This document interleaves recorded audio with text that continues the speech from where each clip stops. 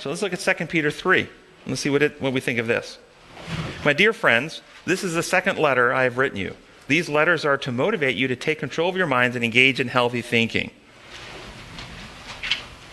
Do we have a role to play in the healing of our own minds?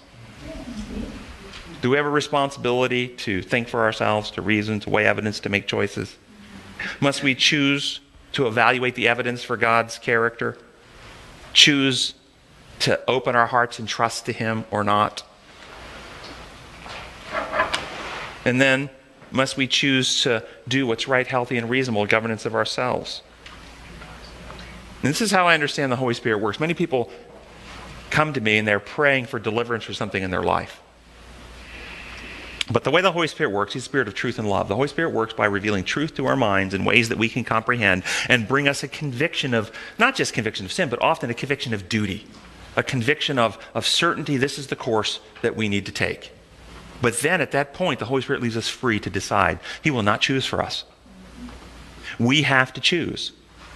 And when we choose to do what we're convicted is our responsibility, then we receive divine power to follow through. We don't have the power in our strength to do what God calls us to do. But we don't get the power until we make the choice. And many people are praying for the power without ever having made the choice. Do you disagree with that distillation?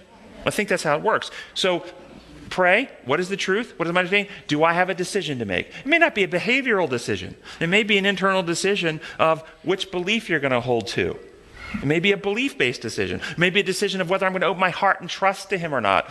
That's a decision we have to make. Yes? Is there a synergy between our exercise of the will to choose in accordance with natural law, the law of exertion, and then receiving divine help to follow through with that? Yes, absolutely. Okay. Yep. The way God changes, and this is God. Can God change someone's character, heart, transform them in the inner person without their cooperation? No.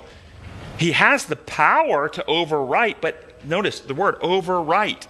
And if He used His power to inflict, I'm using that word, inflict change on a person, that individual would no longer be that person. It would be a new identity, a new individuality. The old person would be destroyed. The only way to free us from the fear and selfishness and shortcomings in our character is by our active will for participation with Him.